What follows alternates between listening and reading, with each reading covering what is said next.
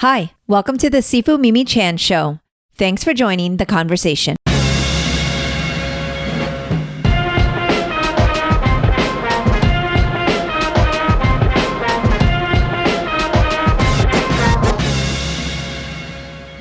Kung Fu, Tai Chi, and philosophy at sea. In this vacation episode, we share a conversation about the importance of cultivating a broad base of knowledge through books, experiences, and meaningful conversations to better understand the world and the connections that shape it. Our ramblings make it clear we are in vacation mode, but we thought it would be fun to share a bit of the ocean with you. I hope you've been enjoying this podcast. If you have, please leave me feedback on your platform of choice and share it with others. If you would like to support with a donation to help keep this podcast going and support the work I do, you can become a patron of the show by visiting my website or patreon.com/SifuMimiChan. For comments or suggestions, reach out on social media at SifuMimiChan. Now, on with the show. Hello, Oscar. Hello, Mimi. We are in a new setting. We are not in the Fit Studio. Well, we're never in the Fit Studio. We're not in our home studio, where we are usually stretching on the ground. However, we had planned to actually be stretching on the ground here, but we didn't anticipate they would have washed the decks down, and so it's all wet. So therefore, those of you who are joining us on YouTube, you will see that we are in the ocean right now on a ship, and those of you listening in on audio, we are avoiding the wet floor. So we are sitting in chairs for a change. I don't know how long Oscar can really hang in this chair. And, this chair actually is off the ledge here. So we just got to be careful. But I'm not sure how long he's going to last because he hates sitting in chairs. That's true. I agree. But we are in our kind of like resort mode, got the very sunglasses. Relaxed, very relaxed. We are, out, beautiful ocean behind us. It's super blue, which one of the reasons I really enjoy cruising is because I like looking out at the ocean. For those of us who follow us on YouTube, but also read my blog post on Patreon, thanks to all you Patreon followers and supporters. But basically, I do a lot of my blogging when I'm at sea. And one of the things we really enjoy is sitting out on this lovely deck, which they call the veranda. The veranda. Yeah. The veranda and reading. We actually do a lot of reading here. And honestly, I think we stop at different islands and whatnot. When we're in the Caribbean, we're very, very grateful and fortunate. But we actually just like to stay on the boat because it's nice and quiet. I agree. I like not doing anything. So this is right up my speed. Yeah. And as a matter of fact, for a good 30 hours, we had like zero internets. But then, of course, today, when we're near the islands, our internet kicks back in and we get texts from home and things like that, as well as work. And so one of the benefits is sometimes we decide we're just going to disconnect because at sea, it's like $20 a byte or something like that. So we don't necessarily always get the Wi-Fi package. We often get the Wi-Fi package, but this trip we were like, you know what? I think we're good for a complete detox. Felt good not have to. I actually almost always have my phone on silent and do not disturb. Yes. So the only difference is that I can't actually go on and look things up. Yeah. I mean, for me, one of the things that was kind of different is I'm leaving my phone in the room. I'm just going to go off without it, go to dinner, go to lunch, whatever, and not even have my phone with me. It's interesting how just in 24 hours, you can actually get used to something again. Oh, yeah. A lot of people are like fixing for it, but it felt really good. So we thought we would take advantage. I went ahead and brought my audio and we do always have your phone, which is our awesome camera, but we thought we would take advantage so that we could bring some of our listeners and viewers with us on vacation.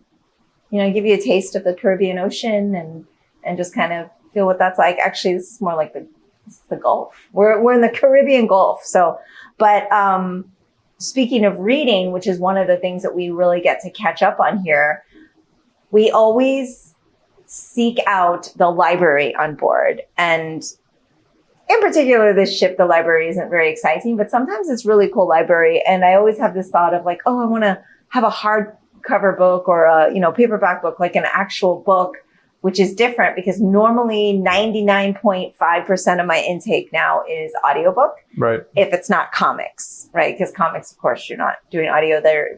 It's a different medium, but like we're basically like, even that is on the iPad usually. So I am actually trying to read a book. A physical book. Physical book. This library actually is visually very nice. The way that it's laid out on the ship, but it just doesn't have a lot of selection. Yeah. But that's okay. So I grabbed one and it's actually been cool. I've been reading, but you and I have been talking about literature and reading and how that kind of relates for us and what the meaning of that is for us, because one of the things that we've been doing a lot of is fiction reading, but you take in a lot of nonfiction. Right. Yeah, I think the majority of the books that I read, it might be 70-30. 70% nonfiction to 30% fiction. Yeah. Mine's the reverse. Yeah, 70-30, 60-40, around that range.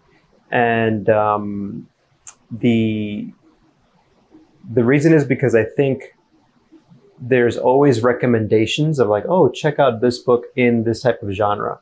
And in the fitness industry, there's always recommendations of those type of books. So I kind of hear them through just the grapevine. And also when I listen to a podcast, it's funny because sometimes you listen to a podcast and you hear a recommendation from the author, or it's an author who's speaking, and that is 50-50. Sometimes you get the book and you're like, wow, this book was amazing. And sometimes you get the book from the author and you think, wow, the 1 hour conversation was better. That usually happens to me in a lot of the podcasts where I've listened to somebody and I'm like, all right, I'm going to read their nonfiction. And I would say 50-50 agree, but really I find that the 1 hour was good for me. Yeah. I like getting the Oscar notes. You know how back in school, I don't know, they still have Cliff Notes? I don't know. I think so. Oh, we got some action behind us. But anyway, they have Cliff Notes, but I get the Oscar notes. So he takes in all the nonfiction and I just reap all the benefits. So something that I've done for a long time is when I hear something, read something, not everything, but if something kind of jumps out at me, I'll jot down a note on it. And for some reason, over the past month, I had the inclination to listen to this podcast by a biblical scholar named Bart Ehrman. Okay. Who's a specialist on the Gospels. And who knows why? Because I don't even believe in this stuff, but I love the ideas and learning about religions, right? I know you do. And so Bart Ehrman, I was reading a book of his. It was called Heaven and Hell. And it's a book about how the idea of an afterlife wasn't always there. Like some people just thought after you died, there was nothing. And then it's kind of the history of how, especially Christianity came to believe that there's a heaven and hell. But anyway, the book was so good that I was like, I wonder if this guy has a podcast. Turns out he does. And so I did a pretty deep dive on his podcast. And one of the things that really jumped out was he recently said that reading literature, let me get the quote, reading literature isn't just about putting your eyes over the page. It's about what does this have to do with me? How is this applicable for something that's in my life, or how is it not applicable? So then reading just isn't about acquiring knowledge, but it's really about relevance and that's how you make things matter. So I feel like over the past few years, I've been reading in that way, which is reading something and then thinking, oh, how does this apply to me? How does this apply towards Walam Kung Fu? How can I take this and maybe give something to Mimi that she might. So that's the way I've been reading over the past few years. But for a long time, I would consume information and be like, all right, I have this information, or don't. I probably lose a lot of it. But by trying to find relevance in what you're reading, you're able to retain it better. And then there is a huge benefit to then seeing how you can implement that or not in your life, which I think is a really cool concept. I think it's interesting because we as martial artists, so for first-time listeners, doubt I have any, but we, of course, study and teach Wallum, Kung Fu, and Tai Chi, and that's our kind of our specialty. But we always say, okay, what you're learning here, there's relevance outside of here. Like you're to apply your hard work and the principles and philosophy that you learn through your martial art training to your everyday life. So I think when people, would it be fair to even say, not just in reading, but like in everything you do, anytime you're learning, it's like, how is that actually relevant for my life? So a lot of people, for example, will come to Tai Chi and they're like, well, I'm doing this. And obviously it's fun. There's a cool art form. There's really cool community and people there. But mostly they're trying to like get rid of stress, or maybe their doctor said, hey, you really need to do a form of exercise. Or maybe they literally like realize they need something to help with their breathing nighttime routine to go to sleep or whatnot, right? And so like with the Kung Fu, most parents come to us, and I think, I don't have the statistics, but would you say like the top 3, if not top 1 reason is like, we need our kids to be a lot more focused and disciplined? Yeah. I was going to say discipline or focus. Discipline or focus. Yeah. You said focus or discipline. Same thing. I kind of feel like focus is the word that they use, but I think that they also mean discipline. But if a parent comes in and says, hey, my kid needs more discipline, that kind of makes you look like you're not doing your job as a parent. No offense, parents. But if they say focus, it's kind of difficult because there's a lot of factors that play into why children aren't focused, or why adults even, or humans aren't focused, right? Whereas discipline, I feel it's like kind of the parent's job to start there, and they will learn discipline at Kung Fu, but we certainly can't like change their life in a way that would be able to kind of stick, because we only have them a few hours a week. That's something we always talk about. But I know I'm tangenting a bit, but basically what I'm saying is, would that really just kind of apply to all learning? Like, how is this relevant for me? I think so. I think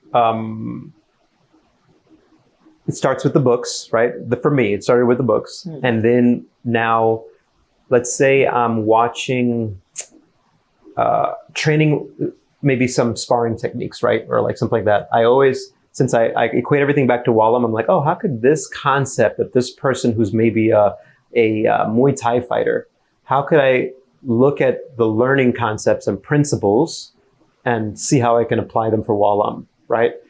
Because there's a difference. I think what happens sometimes with, in martial arts, for example, is you get mixed martial arts by people saying, I'm going to take this, I'm going to take this, I'm going to take this, I'm going to take this, and then it becomes a new thing. For me, I like to say, I'm going to see if I can take this, and does that information that I learn help me better communicate Wallum so that I can keep Wallum as it is, the principles of Wallum and the style and the traditional Chinese martial arts of Kung Fu and Tai Chi, but maybe by hearing something else, I get relevance that I can use towards when I teach Kung Fu and Tai Chi, if that makes sense. So that way I don't think I'm changing the style, but instead seeing how can I get more information to make it more applicable.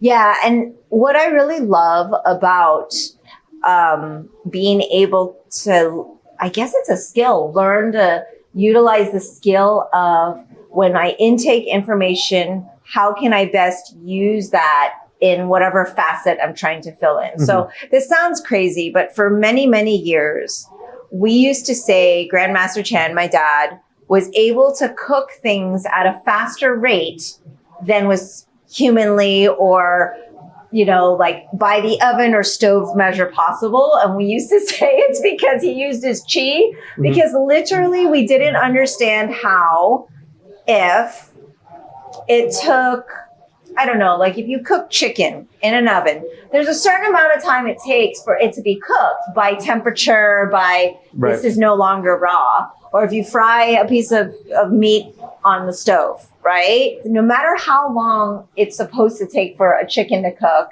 for some reason, when Grandmaster Chan cooked it, it would be like half the time. Yeah. Like it just didn't seem humanly possible that he could come home with a bag of groceries that haven't been prepped, get the food ready and everything done under 20 minutes, including the cook time, which seemingly would be longer. So we feel like he somehow is able to harness his Kung Fu mastery into cooking.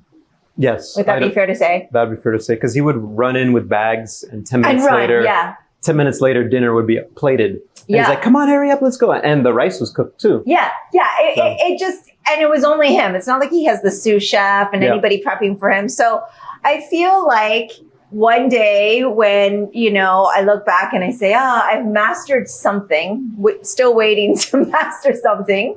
But then you can really, that is not just like, I'm a master of this. It's how mastery can be how you're able to apply that high level of skill to every facet of your life as a benefit. Yeah. So then we're talking about relevance we started talking about relevance with what we read and how does that apply.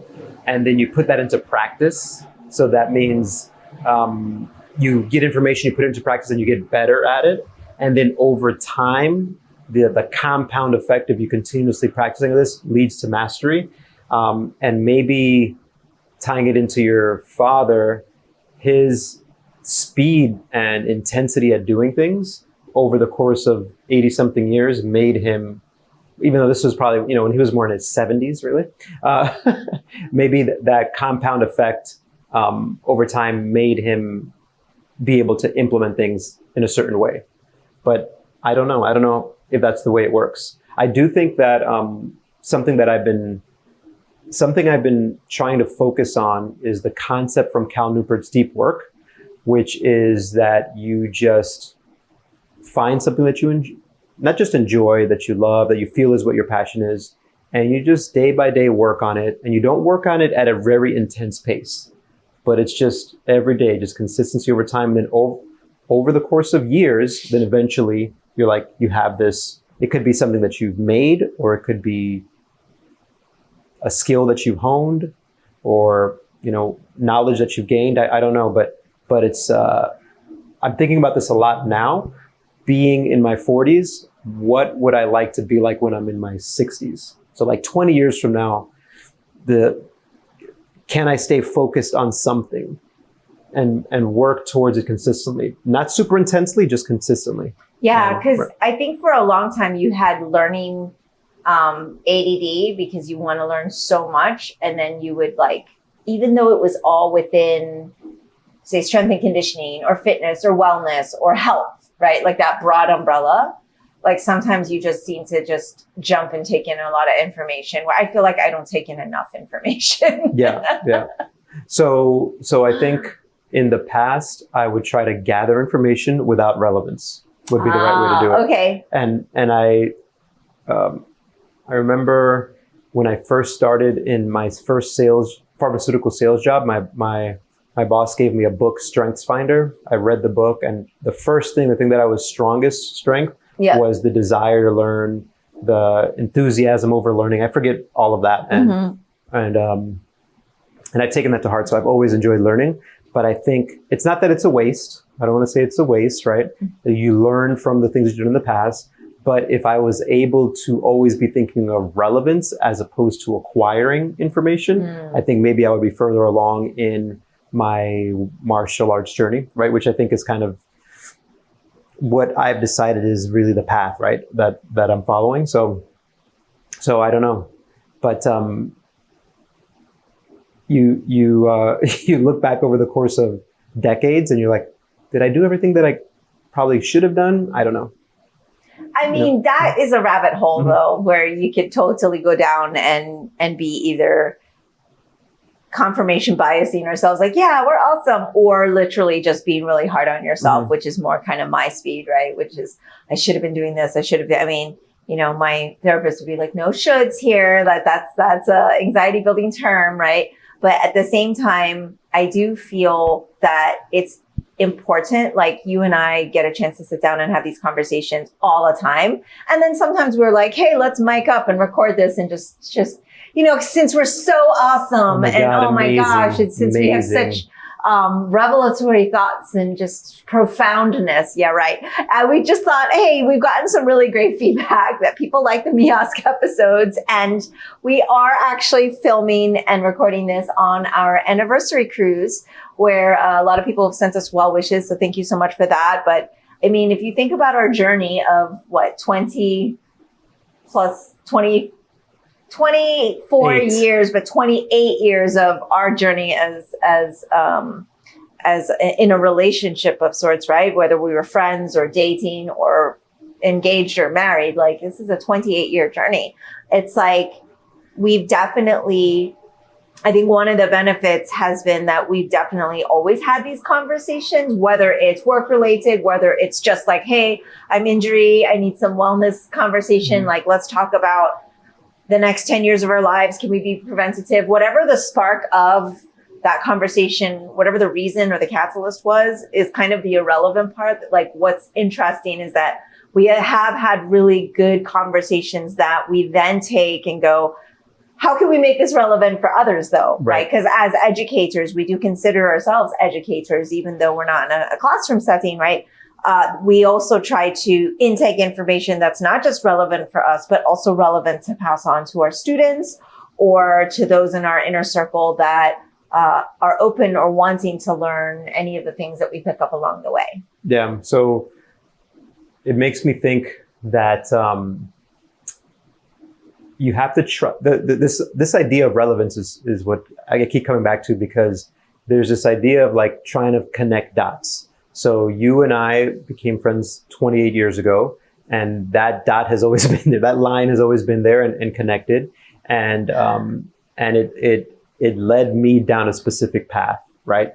And that path was, I'm going to go back to college. Okay, I'm going to start this job in pharmaceutical sales for 10 years. Then I'm going to do strength training. But ultimately, if I connected the dots faster, then I would be where I'm at, maybe a little bit faster.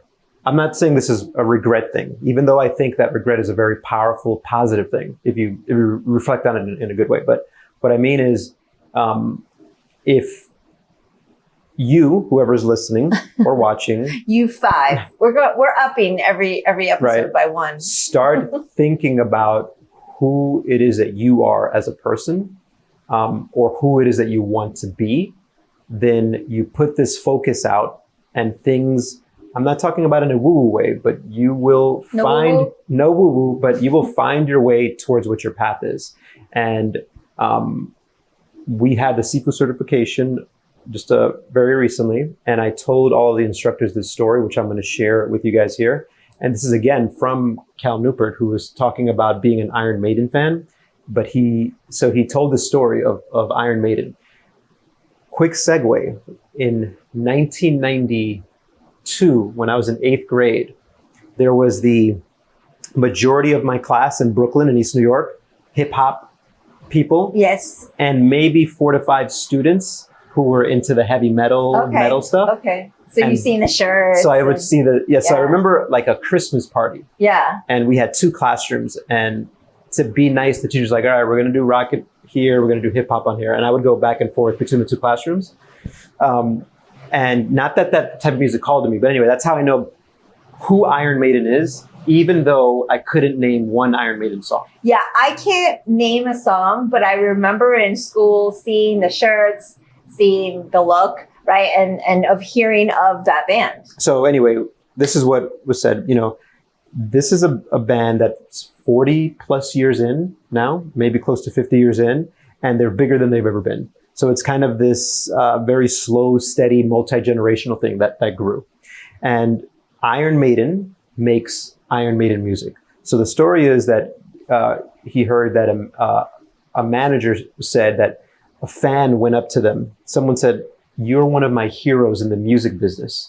And the manager said, "What are you talking about? I'm not in the music business. I am in the Iron fucking Maiden business." Right? And when I heard that, I was like, oh, that's what I'm in the Wallum business. Yeah. Like because I have over the past few years been putting my thoughts into how can this help Wallum, what I'm reading, what I'm learning. So when I heard this, that was like another lever that was like clink, that sunk in for me.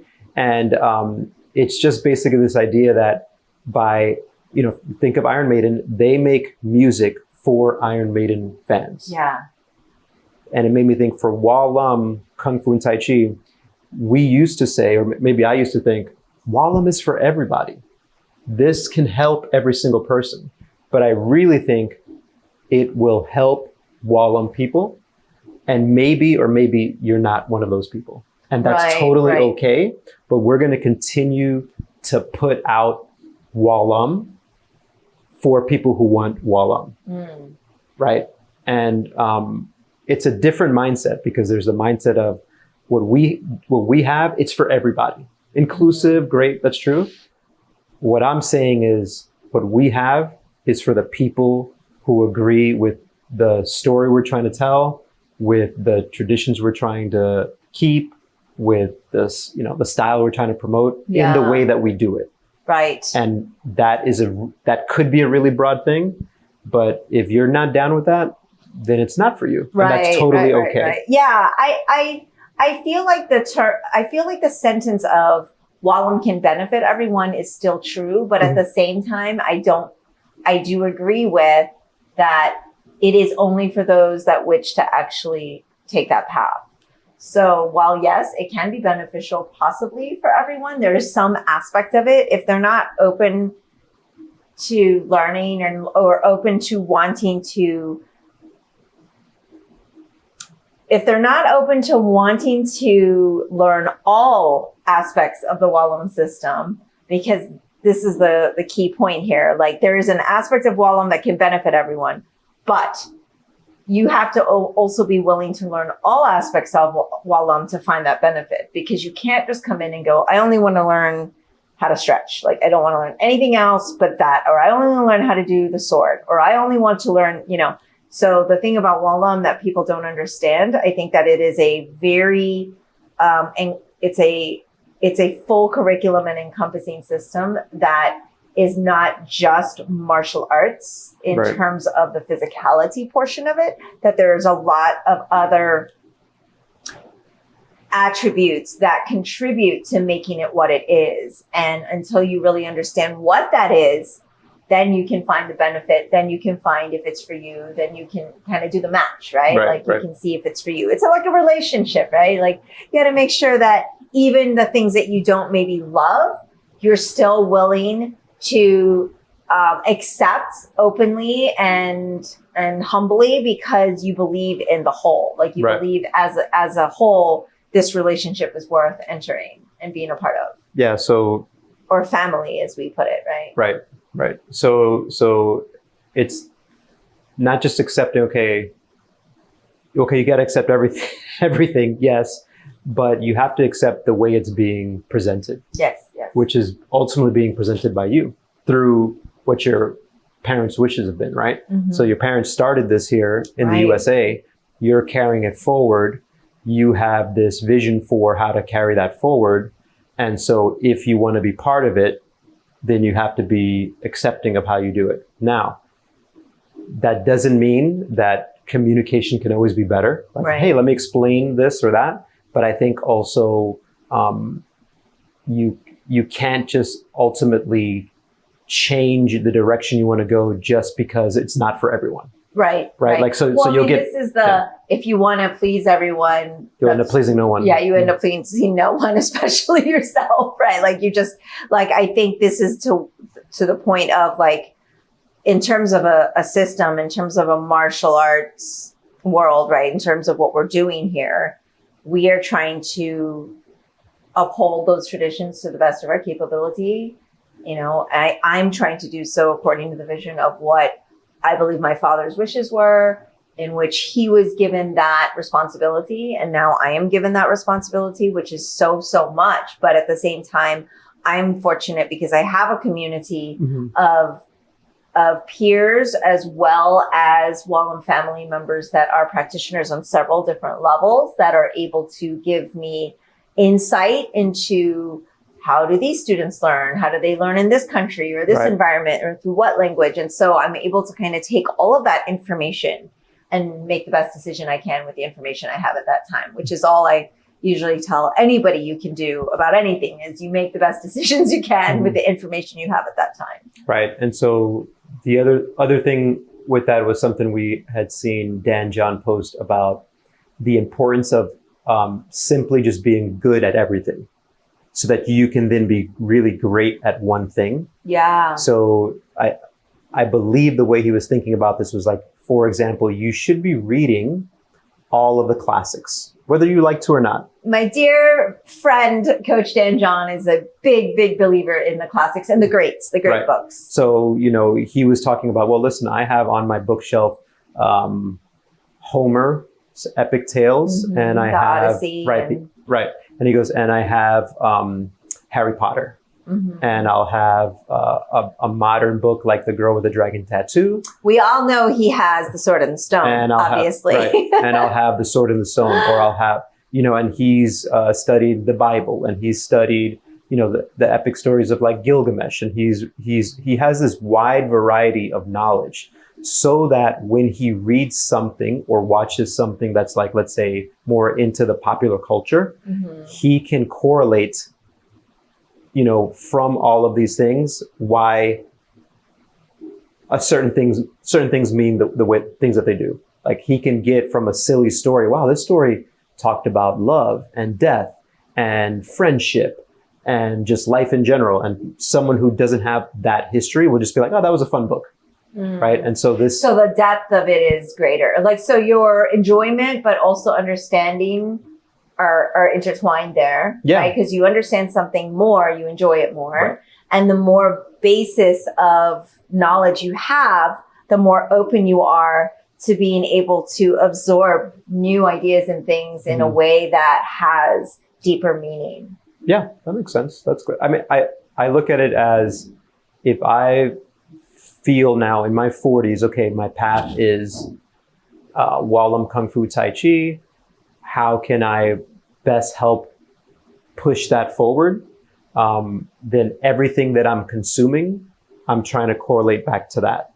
But at the same time, everything from the past that I've consumed, where I wasn't thinking about that, also helps give me a little bit of a solid foundation to then bounce off of, right? So maybe all of the science things that I had to read as a pharmaceutical rep can help me understand new things that are coming out to say, okay, now I can take this information and maybe explain something to a student better that'll make it click for them. And then the other part is, if I am not in the martial arts business, but I'm in the Wallum business, then the other part of it is, what can I be doing so that 20 years from now, I've become very proficient in that? And I don't know if I'll succeed, but that's kind of the goal. Yeah.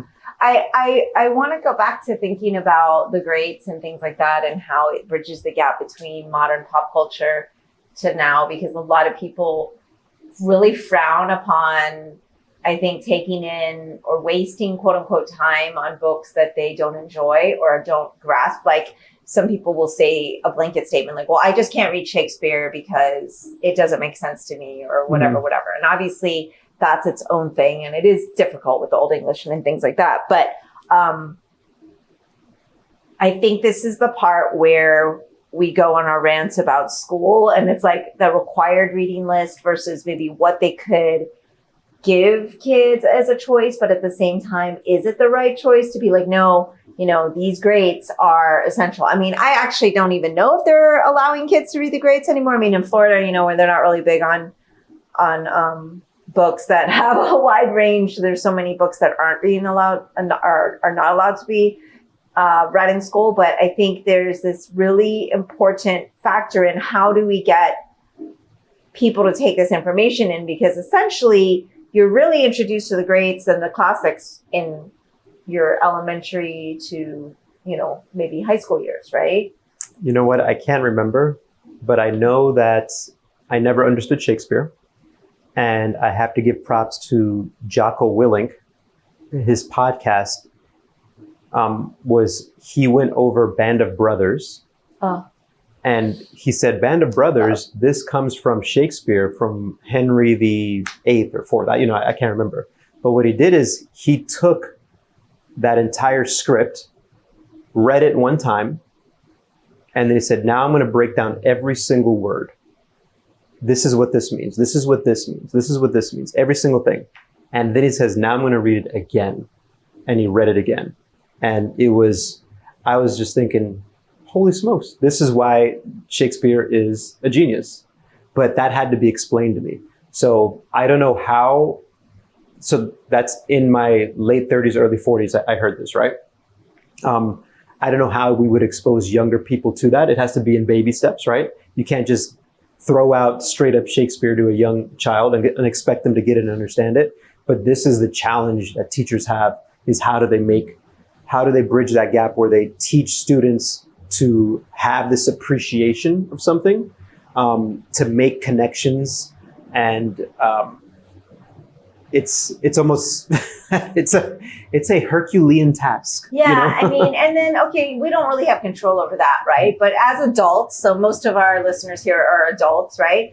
As adults, it's so easy for me to say, like, I just want to read, some sort of sci-fi, fantasy, rom-com, something to take me out of the everyday because I just don't want to be in it. And the great thing is, a lot of the greats and classics are period pieces that do take you, kind of into another world and can be an escape. But sometimes it's like eating your vegetables versus getting to the desserts, and you just kind of like have to be a bit disciplined to pick up those books, right? Like you have to go, okay, what is really the benefit here? And I think this is what Coach Dan John was talking about, which was, how I interpreted it. And I will ask him actually the next time we talk, because I'm so fortunate that we've been on this several year now journey of dissecting the sword and the stone and doing exactly that. Like, one, going through the book and just kind of going through line by line and rehashing, but also kind of a little bit of relevance to the themes of how this applies to either current events or even other books and novels, or where we see like the hero's journey and things like that. But I think it's that in order to have that enjoyment, you have to have that foundation and being able to kind of draw those lines. But it's just really hard to to take the time to do this stuff, right? So maybe the first step is finding something that interests you. So the Sword and the Stone, if you like the tales of King Arthur and whatnot, is a great place to start. If you like maybe your English history, with monarchs and stuff, maybe Shakespeare is a place to go. If you like, if you like what was happening with maybe Italian families, Romeo and Juliet. I don't know, right? Because I don't know that well, but Dan John also did where he dissected that entire book, and sometimes would spend a huge article, hundreds of words and paragraphs, breaking down what a sentence meant. Mm-hmm. And so it's actually posted on my blog post. Yeah. And so that context leads to this deeper understanding. And then it also just opens up your mind to realize that there's this surface type of intelligence that you could have, or not, intelligence may not be the right word. Comprehension, or even appreciation of anything that's out there, books, movies, music, and then there's all martial arts, right? And then there's also a deeper way that you can go. And our belief is obviously going deeper into it there's a ton of benefit to it. But again, that is what we're putting out. So that's why it may not be for everyone. Yeah. Even though we feel like, wow, this is super important. Yeah. It may not be for everybody. And I think that's also why people like Coach Dan John speaks to us, because his philosophy is in alignment with how we choose to learn. Correct. And how we choose to kind of proceed down our path.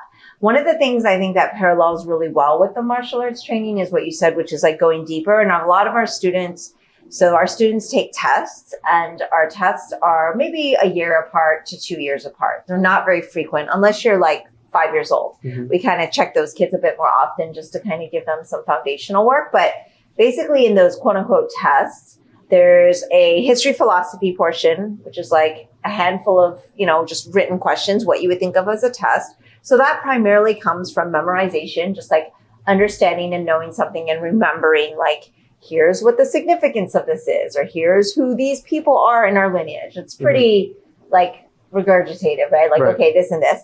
Then there's the portion of the test that is very physical, where you show the material that you've been taught and you show that you understand it. And that has several layers to it. So there's a martial application layer where you should understand what you're doing, that you're moving with martial intent. There's another layer, which is language based, where you have to kind of understand the verbiage that goes along with the movements so that you have a deeper knowledge of what you're doing. And then there's like the physical part of just like the technique and making sure the technical stances and the execution of the movement is correct. And it's a pretty interesting type of test, because if I think back to my childhood and schooling years all the way through college, even when I did college presentations and things like that, I can't say there's another test that is, to me, makes you use such various parts of your body and your brain.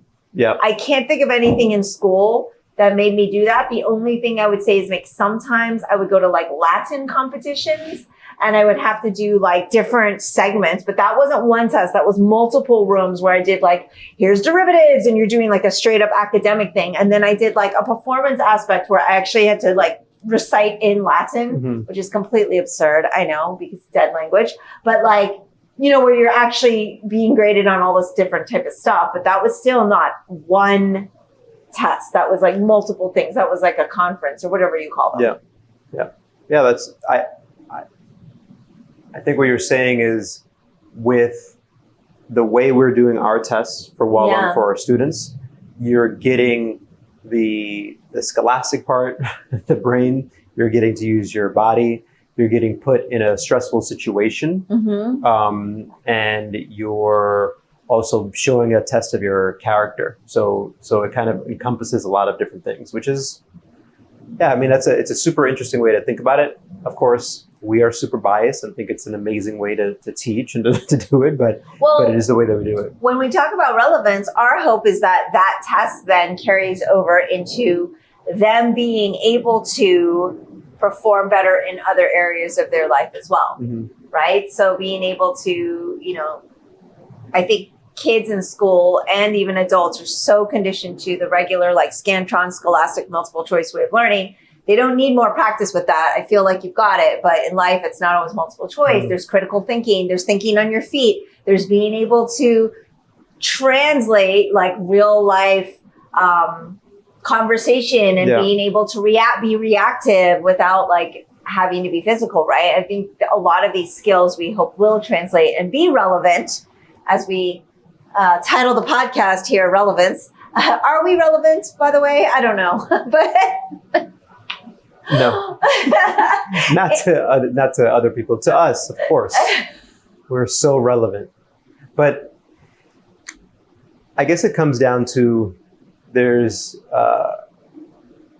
I remember we were traveling and we were having dinner at a very nice restaurant, and it was somewhere, maybe it was Norway, and we asked the waiter about their job, and they said that they were an apprentice first. And the really cool thing about apprenticeship is that you get to decide whether you really like the thing that you say you like. Yeah. So this idea that has become popular, probably from our generation, even though we don't have children, but from our generation who told their kids, is like, you can be whatever you want and also do what you love. And we've talked about this before, which is like, no, don't do what you love. First, do something hard. Try it, see if through the act of working hard, you end up loving it. Right. And that's how I kind of translate the Kung Fu stuff as well, is you're not necessarily, I didn't come to the conclusion right off the bat, this is going to be the purpose of my life. However, if I was open to it, back when we first were living together and I got my first job on my first day, I was going to work, I said out loud, I don't want to do this. I want to do what you're doing. I didn't know what that meant, right? But anyway, I guess. Basically, Oscar went back to school, like hardcore, took 1 million classes a semester, was working 3 jobs, did all this stuff in order to get this stupid piece of paper, and so he could be a pharmaceutical rep. Then we went through this process of interviews and getting the job offers and all of that, and it was like, at the time, it was a pretty competitive environment. I think it's probably still really competitive, and he finally gets this job. You got your car, insurance. We're like, oh my gosh, you've got your suit on and everything. And literally the first day, I got my Kung Fu clothes on. And I'm getting ready to go to my, work, which is the temple. And Oscar turns to me and he's like, I don't really want to do this. I want to go to the temple. And then 10 years of pharmaceutical sales work where all I looked forward to was for my work to be over to go teach classes. Right. And sometimes you would take off and teach in the morning and then go in between. And it was crazy. It was crazy. So, but maybe that appreciation wouldn't be there without the other stuff. True. So, there's another thing that I heard from, there's certain authors that once you put your mindset of like, here's what I want, whatever that is, then you start listening to people, and sometimes you'll immediately listen to something and go, nope, this is not for me. But that's okay if you know what you want, right? If you don't just brush it aside. But if you know what you want, then certain authors speak to me. So Adam Grant is one of those authors, right? Cal Newport is one of those authors. Seth Godin is one of those authors.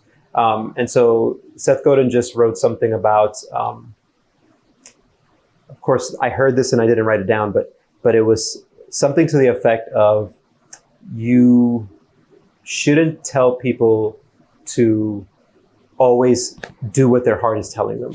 Like, follow your heart every day and you'll never go wrong. Okay. And his idea was like, that's bullshit, because there's a ton of successful people who don't follow their heart every day, but they show up and do the work anyway. And I would say we are part of that, because even though, yes, we love teaching as a whole, when you look at the big picture, some days I go to train a client or I go to teach a class, and on my way there, I'm just like, oh my God, I would much rather right now, how I'm feeling, not do this and just stay home and just watch TV. Yeah. But you still show up and do it. And that concept, it sounds weird, like, because I feel I'm young, but like the young people don't get this concept they don't get this concept of like, no, you haven't earned the right yet you haven't earned the right yet to say, I'm going to keep following my heart. You haven't earned that right yet. You have to eat some shit first. And also you have to realize, like, every single person, this is, I guess Seth Godin's point, is every single person who's successful that you can look at and they're successful, it's because they showed up even when their heart wasn't into it. Yeah. Even when they didn't really love it that day. They did it because that's just what they do. Yeah. And that's the product that they're putting out. I think it's more than even just that. I think it's, to go a little bit deeper, is to show up and do it well. Oh, yes, of course. Right? Because it's not just like grin and bear it and get through it. And I think it's to show up and do it well, because I'm sure there are days where my students can tell maybe I'm very tired and I'm not at my best. And that's unfortunate that might come across, but I still always try to leave it all out on the floor. But there are probably days where they had the most fantastic class and I was super energetic. I maybe even cracked a joke or two or smiled once, right? And it might have been my worst day ever, because it's very likely that I'm extra on the days where I have nothing left to counteract. And so my days where they're like, she's probably, that's just probably my I'm always angry thing. Like, I'm just where I'm at. The days where people may have ended up leaving going, wow, she was so energetic that day. She must have slept well. I may have not slept for a week. I may have realized no one else was available to teach that class. And I had to be there to show up and do it, not just well, but like even extra, like I would give above that. And the other side to not following your heart is when you are a young person. And as a young person, I would have hated for someone to tell me this, but you don't always know your heart yet until you've gotten to try some things, right? Until you've gotten your heart broken, until you've followed a path and realized, wow, this isn't what I actually thought it was. So you can't follow your heart unless you've actually tried things to know what it really means to be an XYZ, right? Like, even if someone loves singing, they don't necessarily know what it means to be a hired performer and singer, who's got or to show a recording artist, or a live performer. Those are all different facets. Like, it's such a broad thing, or, so it's like, you can say you have a passion or love for something and it still doesn't mean you know what your heart is yet. And that truly only comes with time.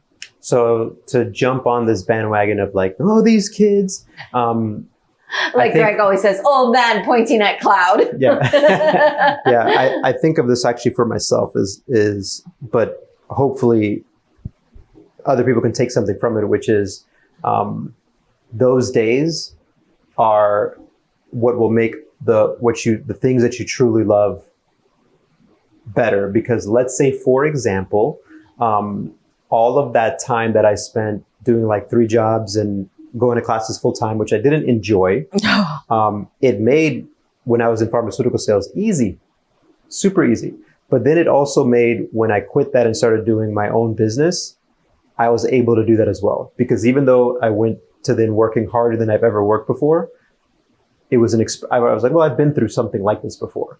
So if you are a young person, or maybe someone who's like switching jobs, is doing a job they don't like, that doesn't mean you don't show up. You still show up, you still do it the best you can, because that's building a skill that when you are doing this thing that you quote unquote love, or that you think you love, you're going to realize that there are days that job sucks. And you're going to need the skill. And you're going to need the skill of being like, well, I've done stuff while having a real shitty day, feeling that this stinks, but I still was able to produce at my best level, or at a high level, or with the best intent. Like how you said, leaving it all out there. And that's a skill that I think can help with everything else. So just like we've said probably a million times, all that I'm saying is for myself as well, but I say it to hold myself accountable, mainly so then I can pick on someone else, right? If I hold myself accountable, then I can say, hey man, just suck it up. Well, right? Wouldn't you say it's also true? And this is why we can't be on vacation all the time, because having the grit, having the hard times, having the parts where we get to learn about ourselves and how are we on our worst days through something we don't enjoy, that makes everything all the more enjoyable, right? Like vacation wouldn't be vacation if we didn't have hard days at work. Yeah, I think that all the time. I mean, we got on this boat and immediately disconnected. But as soon as we got back, we're like, well, let's just check email. And there was a communication that we had from a student, which we talked about, and was like, well, I'm the only one who can really deal with this. I started off by saying to someone who's taking care of stuff at the temple, hey, take care of this. And then I realized, you know what? That's not their skill set. That's what we do. So let me just take care of this now. So, and it's no problem. There's not like, oh, I've got to do this at work while I'm on vacation, because. And if we hadn't turned our phone on, to be fair, it could have waited. Totally could have waited. Yeah. But this is so just maybe tomorrow we don't turn our phones on. But I guess I just like to check in with my family. Yeah, yeah. But I guess the other part of it is even saying like some days you don't work. Most of the time, because we're doing what we love, to me, it's like my whole life is sort of a vacation. You know what I mean? Like even the days that are really hard, when I look at in aggregate over the course of the day, I was like, it's still a pretty awesome day.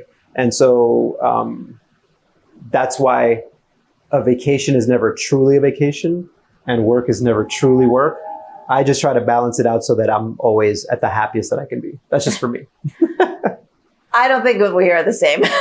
I mean, I want everyone to know, of course, I am doing what I love, obviously. This is my chosen path, I won't even call it a career. My lifestyle. This is my chosen life. It was definitely a conscious decision. And I've talked about this before, but I will not in any way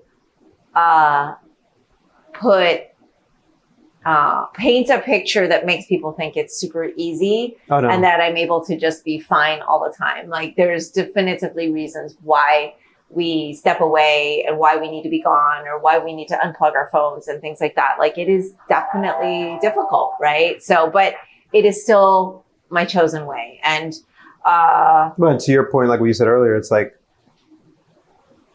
hard stuff makes the easier stuff even sweeter. Like the hard days make the vacations even better. That's right. Like we're on a trip now. We'll get back. And then we'll work hard and then do it again. And that's just the way it goes. It is the way it goes. So speaking of which, we're going to get back to our vacation now. So thanks for tuning in if you did, and hope you enjoyed a different background. For my patrons that remembered, I shared that pirate story. This was the background I intended to kind of give you that atmosphere, but I did record it and I know a few of you got a good laugh about it. And for those of you who are not patrons, I'm going to use this opportunity to just say that it does make a really big difference for us to be able to have resources to keep the podcast going. And so I'm not trying to be secretive by making all of my blog posts private and only for my patrons. It's just my patrons really keep this going. And I want to give them the benefit of being able to give a little bit of extra. So it's my gratitude. Give them some exclusivity. So if you do want to be a part of that, you don't even have to be a monthly member. You can actually pick and choose certain things that you want to see. For example, some people may want to see Oscar and I's anniversary post video of the step off of that cliff together where, I basically told Oscar, yep, see, you are not just my chosen then, but my chosen now. I was willing to die with him. So off to vacation we go. Thanks so much. And until next time, everybody, peace out. That's all for today's episode. Thanks for listening to The Sifu Mimi Chan Show. Please subscribe and rate my podcast on your platform of choice and leave a review. You can become a patron of the show at patreon.com/SifuMimiChan to help keep this podcast going. Follow me and interact on social media at Sifu Mimi Chan on Instagram or Facebook.